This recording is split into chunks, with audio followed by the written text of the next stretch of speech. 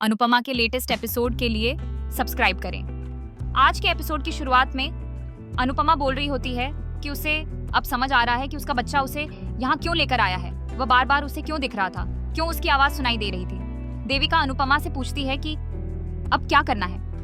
अनुपमा बोलती है कि सोनू राठौर और प्रकाश भाऊ के बीच कोई कनेक्शन है। राही अनुपमा से कहती है कि इस दुनिया में हजारों सोनू राठौर हैं, कि क्या गारंटी है कि यही वही है जिसने समर भैया को गोली मारी थी। अनुपमा बताती है कि उसका दिल कह रहा है कि यही वही सोनू राठौर है। अनुपमा आगे कहती है कि उसे अब बस यह जानना है कि उसका दिल जो कह रहा है वह सच है या झूठ। अनुपमा आगे बताती है कि वह सोनू राठौर का चेहरा और नाम कभी नहीं भूल सकती। अनुपमा देविका से कहती है कि क्या वह उसकी मदद करेगी। अनुपमा देविका से कहती है कि तुम उस जेल को जानती हो जिसमें सोनू राठौर था। देविका बताती है कि अनुज ने उसे बताया था कि सोनू राठौर को उम्र कैद की सजा हुई थी, इस हिसाब से वह अभी भी जेल में होगा। देविका आगे बोलती है कि वह पता लगवा सकती है कि वह अभी भी जेल में है या नहीं, और अगर बाहर है तो कब और कैसे। अनुपमा आगे बोलती है कि यह प्रकाश भाऊ उसे वैसे भी सही आदमी नहीं लग रहा। तभी अनुपमा, देविका और राही देखती हैं कि प्रकाश भाऊ उनके पीछे खड़ा होता है। सब हैरान हो जाती हैं। भाऊ अनुपमा से पूछता है कि क्या बात है, वह पूजा में शामिल क्यों नहीं हुई, ऐसी कौन सी बातें थी जो पूजा से भी जरूरी थी। अनुपमा बताती है कि कुछ पर्सनल था। भाऊ अनुपमा और सबको अपने घर आने के लिए कहता है। भाऊ बोलता है कि उन्हें किसी भी तरह आना ही है। अनुपमा बताती है कि वह और बाकी सब जरूर आएंगे। राही अनुपमा से कहती है कि हम इस नीच किस्म के इंसान के घर क्यों जाएंगे। अनुपमा राही से कहती है कि उसे सवालों के जवाब चाहिए जो भाऊ के घर जाकर ही पता चलेंगे। देविका अनुपमा की बात से सहमत होती है और कहती है कि पानी की गहराई पानी में उतरकर ही पता चलती है। तभी वहाँ लीला और सरिता आती हैं और पूछती हैं कि वे लोग आरती में क्यों नहीं आई। देविका बहाना बनाती है कि उसे वहाँ थोड़ी घुटन हो रही थी, इसीलिए वह बाहर आ गई। सरिता अनुपमा से कहती है कि कल भाऊ ने हम सबको अपने घर बुलाया है। भाऊ के घर पर सत्संग मिलना नसीब की बात होती है। सरिता आगे कहती है कि मैं हाथ जोड़ती हूँ कि कल ऐसा कुछ मत करना जो भाऊ को अच्छा न लगे। तभी अनुपमा एक लड़की को देखती है जो रात में उससे टकराई थी। अनुपमा उस लड़की को बुलाती है, लेकिन वह अनुपमा को देखकर भाग जाती है। आगे दिखाया जाता है कि ख्याति घर के बाहर खड़ी होती है।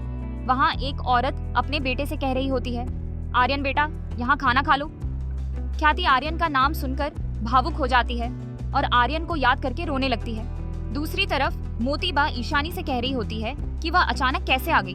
मोतीबा आगे बोलती है कि वह अपना घर छोड़कर यहाँ कैसे आ गई। ईशानी बोलती है कि जो कोर्स करने गई थी वह बोरिंग था, इसीलिए वह वापस आ गई। मोतीबा बोलती है तो अपने घर जाती, यहाँ क्यों आई है। ईशानी कहती है कि वह राही, माही और परी को मिस कर रही थी, इसीलिए उनसे मिलने आई है। मोतीबा बोलती है कि वह बहाना अच्छा बना रही है, लेकिन इतना भी अच्छा नहीं कि वह सच मान ले। तभी वहाँ प्रेम, अंश, बापूजी और पराग आते हैं। अंश ईशानी से पूछता है कि वह यहाँ क्या कर रही है। ईशानी बताती है कि उसे कोर्स नहीं करना था, इसीलिए वह वापस आ गई। अंश ईशानी पर गुस्सा करता है कि क्या वह पागल हो गई है, कोर्स की 1 साल की फीस भर दी और अब कोर्स छोड़कर वापस आ गई। ईशानी बताती है कि उसे नहीं पता था कि कोर्स इतना बोरिंग होगा। अंश ईशानी से पूछता है कि जरूर बात कुछ और है। बापूजी भी पूछते हैं कि वह कोर्स क्यों छोड़ आई है। ईशानी बताती है कि उसे सच में कोर्स अच्छा नहीं लगा। तोशु ईशानी से कहता है कि वह फ्रेश हो जाए, फिर बात करते हैं। ईशानी अंदर चली जाती है। मोतीबा कहती है कि ईशानी की आंखें और चाल बता रही हैं कि वह कुछ छुपा रही है। मोतीबा बोलती है कि उसे लग रहा है कि ईशानी ने फिर नशा करना शुरू कर दिया है। सब हैरान हो जाते हैं। प्रेम बोलता है कि ईशानी ऐसा नहीं कर सकती। मोतीबा आगे कहती है कि जो एक बार नशा कर सकता है वह बार बार भी कर सकता है। मोतीबा अनुपमा पर तंज कसती है कि इस घर की औरतें नाचने, गाने और घूमने फिरने से फुर्सत पाएं तो अपनी बेटियों पर ध्यान दें। मोतीबा बोलती है कि लड़की को संभालो, अगर कुछ हो गया तो उसके बाद पछताने से कुछ नहीं होगा। फिर मोतीबा पराग और प्रेम से कहती है कि चलो। प्रेम और पराग वहीं रुक जाते हैं। मोतीबा कहती है कि यहाँ अंश, तोशु, ईशानी है, ये सब संभाल लेंगे। बापूजी बोलते हैं कि उसकी चिंता न करे, वह ठीक है। प्रेम कहता है कि वह यहीं रुकेगा। पराग और मोतीबा चले जाते हैं। प्रेम चाय बनाने चला जाता है। बापूजी अंश से कहते हैं कि एक औरत की आंखें धोखा नहीं खा सकती। वसुंधरा बहन ने कुछ कहा है तो जरूर कुछ बात है। बापूजी आगे कहते हैं कि वह फोन करके पूछ ले कि बात क्या है। इसके बाद दिखाया जाता है कि पाखी और किंजल फोन का नेटवर्क ढूंढ रही होती हैं। पाखी किंजल से कहती है कि बेटी आपके साथ है। तोशु से आपको कोई लेना देना नहीं, तो फोन किसे कर रही हैं? किंजल बताती है कि वह अंश को फोन कर रही है। किंजल आगे कहती है कि क्या उसे अपनी बेटी से बात नहीं करनी चाहिए। पाखी कहती है कि उसे क्या चिंता है ईशानी की, उसकी जिंदगी में सब बहुत अच्छा चल रहा है, वह दिल्ली गई है, इतना अच्छा कोर्स कर रही है, और अगर उसके साथ कोई दिक्कत होती तो वह खुद फोन करती। आगे दिखाया जाता है कि भाऊ अपने आदमियों को मार रहा होता है और कहता है कि तुम लोगों की वजह से मेरा नाम मिट्टी में मिल गया है। भाऊ आगे कहता है कि उन्हें कोई और लड़की नहीं मिली। भाऊ बोलता है कि तुम्हें राही को छेड़ने की क्या जरूरत थी, अगर वह पुलिस या मीडिया के पास चली जाती तो क्या होता। भाऊ कहता है कि वह बड़ी मेहनत से यहाँ तक पहुँचा है। भाऊ आगे कहता है कि जब तक वो औरतें इस गांव में हैं, गलती से भी कोई गलती मत करना। ततैया भाऊ से पूछता है कि उसने अनुपमा और बाकी सबको घर पर क्यों बुलाया है। भाऊ कहता है कि इसलिए बुलाना पड़ा ताकि गांव वालों को पता चले कि भाऊ का दिल कितना बड़ा है, और ऐसे दिखावे करके ही वह यहाँ तक पहुँचा है। इसके बाद ततैया किसी को मारकर उसकी जमीन पर कब्जा करने की बात भाऊ को बताता है। भाऊ खुश हो जाता है। भाऊ आगे कहता है कि सोनू को बोल देना कि कुछ दिन अपने कमरे में बंद रहे। भाऊ ततैया से कहता है कि इन औरतों को गांव का थोड़ा डर दिखाना पड़ेगा।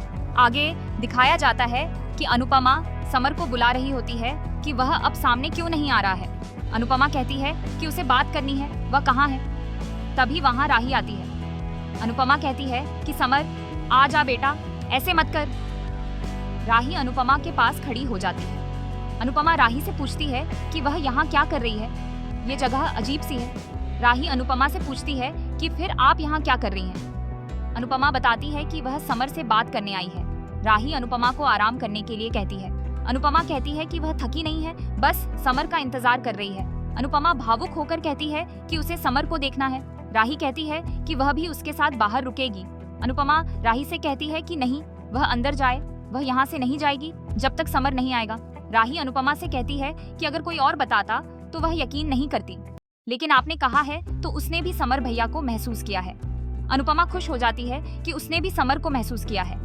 राही कहती है कि उसे पता लगाना है कि जिस सोनू राठौर ने समर भैया को गोली मारी थी, क्या यह वही है। राही कहती है कि अगर यह सच है तो सारे शक सही साबित होंगे। राही अनुपमा से कहती है कि अंदर सब सो रहे हैं, आप भी सो जाइए, क्या पता समर भैया आपके सपने में आ जाएं। अनुपमा राही के साथ अंदर चली जाती है। आगे दिखाया जाता है कि प्रार्थना को पेट दर्द होता है। ख्याति उससे पूछती है कि क्या हुआ। प्रार्थना बताती है कि शायद बच्चे ने किक मारी है।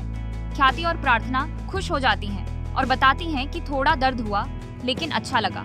ख्याति बताती है कि जब आर्यन उसके पेट में था तो वह भी ऐसे ही किक मारता था। ख्याति भावुक होकर कहती है कि प्रार्थना के पेट में जो बच्चा है वही उसका आर्यन है। ख्याति भावुक हो जाती है और कहती है कि वह पहचान गई है, यही आर्यन है। अनुपमा यह देख रही होती है और अंदर आती है। ख्याति अनुपमा से कहती है कि उसका आर्यन वापस आ रहा है, वह अपनी माँ से दूर नहीं रह पाया। ख्याति अपने होश में नहीं होती और बार बार कहती है कि यह उसका आर्यन है। और यहीं आज का एपिसोड खत्म होता है। अगले एपिसोड में जसप्रीत अनुपमा को दिखाती है कि वहाँ कोई है। अनुपमा उस लड़की के पास जाती है और वह लड़की अनुपमा को बताती है, तुम सब यहाँ से चले जाओ, भाव बहुत खतरनाक है। अगले दिन अनुपमा और बाकी सब भाव के घर जाते हैं। भाव राही और माही को घूर रहा होता है। अनुपमा ये देखती है। राही भाव से पूछती है कि सुना है गांव की कुछ लड़कियां गायब हो गई हैं। भाव कहता है कि गायब नहीं हुई हैं, पास वाले गांव के लड़कों के साथ भाग गई हैं। दोस्तों, अगर आपको हमारी ये वीडियो पसंद आई हो तो हमारे चैनल को लाइक, शेयर और सब्सक्राइब करें। धन्यवाद।